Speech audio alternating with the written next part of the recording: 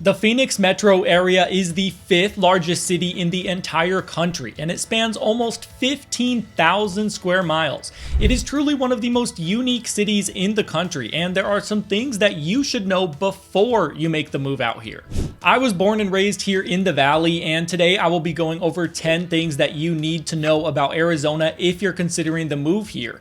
There are so many amazing things about calling our state home, but there are also some true downsides that might just be a deal breaker for you.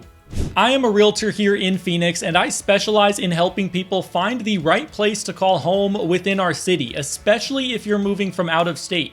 So if you have any questions or want my free Moving to Phoenix guide that discusses all of the different neighborhoods and cities to consider, just reach out to me. Arizona is all about the outdoors and active lifestyle.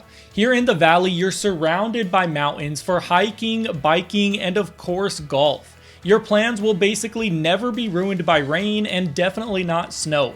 Even in our extremely hot summer months, we still find ways to stay outdoors. One thing that is popular in the summer months is going to one of our lakes in the Phoenix Valley, like Lake Pleasant or Saguaro Lake. The cool water is refreshing, and we do a lot of boating, tubing, and wakeboarding along with the usual fishing. We also have a handful of awesome rivers here that people tube and kayak down, like the Salt River. During the summer months, instead of being trapped inside, many of us have pools, or if you don't have a pool, you will know someone who does. The pool will fuel your summer get-togethers with family and friends, and the kids love swimming. And I know you might be moving here to get away from the snow and the cold, but if you do like to ski or snowboard, we have that here too. You just have to drive about 2 hours north to Flagstaff, where we have a ski resort that sits over 11,000 feet elevation. For hiking, we have tons of options in Phoenix like Camelback Mountain, Tom's Thumb Mountain, and the Superstitions, but there is a whole lot more than that in our state. We have Sedona with some of the best views you'll ever find, and other northern Arizona areas like Prescott and Flagstaff. So if you love the outdoors, Arizona will allow you to enjoy them year-round. One of the best parts about living here is how close we are to incredible vacation spots. In our own state, we have Sedona, that is about an hour and a half away, and the Grand Canyon, which is about 3.5 hours. On top of that, California and Las Vegas are just a few hours drive away, and Utah and Colorado are all within a day's drive. This makes road trips much more doable than having to drive across multiple states to get where you want to go. And we of course have a great international airport with direct flights to almost anywhere, so you don't really have to worry about that if you do prefer to fly. So if you like to take weekend getaways or just road trips in general, Phoenix is a pretty central spot, especially for exploring the Southwest.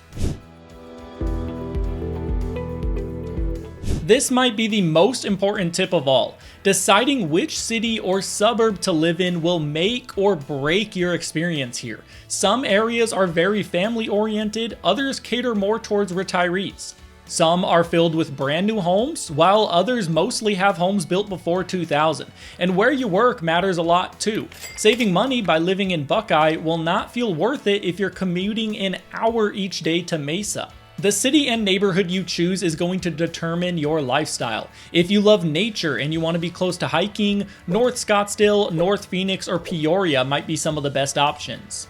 On the other hand, if you want to go out to bars with friends and be part of the nightlife, then South Scottsdale or Tempe will probably be a better choice. I mentioned this earlier, but there are 30 cities and towns that make up the Phoenix Metro, not to mention all of the different neighborhoods and communities within them. If you want to make sure you aren't missing any options, just reach out to me and I can send you my Phoenix Suburbs guide. It compares all of the different cities and neighborhoods, talks about their lifestyle, the home prices, the crime rates, and more. Just reach out to me and I'll send that over to you.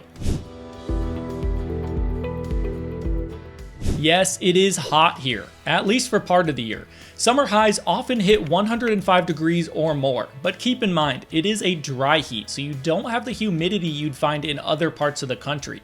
Personally, I'll take 105 degrees and dry over 15 degrees and snow in the winter, but we all have our preferences. Everyone knows it's hot here, but the biggest thing that you should know is that it's a different kind of hot than you're probably used to depending on where you're from. Our humidity is very low here. Most of my clients that come into town prefer our 105 degrees with no humidity to their 85-degree days with 90% humidity. But I'm definitely not trying to minimize the heat here. These summers are brutal. Getting in your car after it's been parked in the sun for a few hours will make you wonder why in the world you live here. It doesn't even really cool down at night during our 3 months of summer. The only difference is that you don't have the sun blasting down on you. Another thing that surprises people is that we have a monsoon season from mid-July through mid-September. This year during our monsoon, Phoenix saw about 2.5 inches of rain. Probably doesn't sound like much, but for us, it's a big deal. The monsoon is our rainy season. It will bring rains in a lot of evenings during this time, which we absolutely love. This is when we get our occasional famous dust storm, which we call a haboob, that you've probably seen on the news. To be honest with you, when it's 110 degrees out in July, I find myself dreaming of other states. But then in January, I see the most recent Midwest city that's buried in snow on the news, and I remember how lucky we really are here. If you're moving here, get ready to deal with HOAs. Most newer neighborhoods have them, and while they can keep communities looking nice, they also come with rules and fees.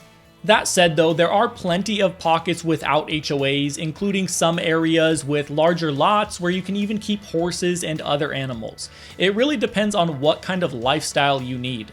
Everyone has their opinions on HOAs. The good thing about them though is they keep our neighborhoods looking very well maintained and our streets clean. But if you want to avoid them, there are going to be some options. Arizona's public education system does not have the best reputation. If school quality is a top priority for you, you'll likely be looking into private schools, charter schools, or a few specific districts that are known for being better.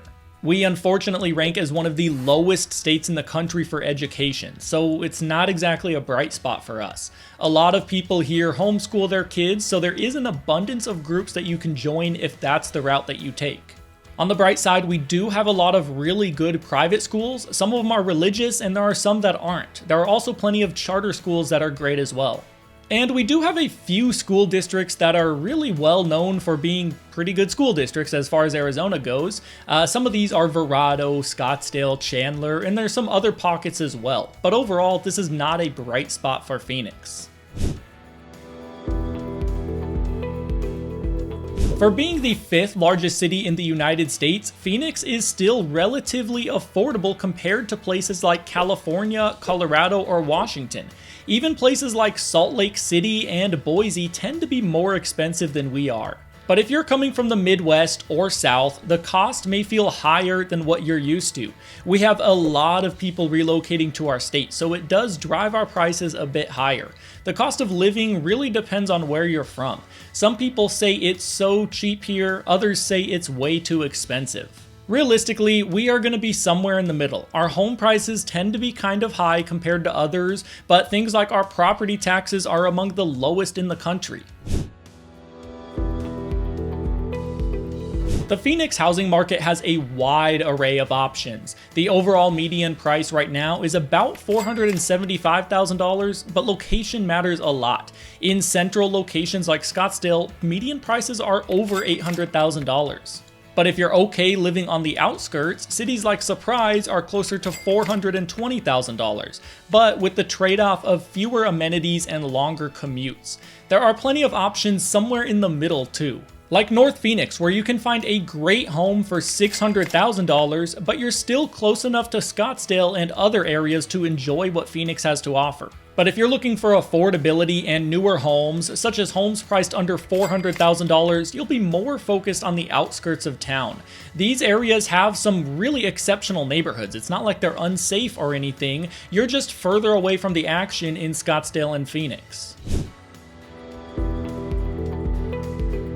Phoenix is not a walkable city. We're very spread out here, so commuting is just a part of life here. Many people live in newer, more affordable neighborhoods about 30 to 40 minutes outside the main city areas, which means long drives to work, shopping, and entertainment are pretty common here. It's not uncommon at all for someone to live 40 minutes away from where they work. Here's the dilemma a lot of people in Phoenix face. Say you work in Scottsdale and you can afford a home for $550,000. Do you buy a 3-bedroom home in Scottsdale for that price that is dated and has a small yard, but you're close to the action in your job?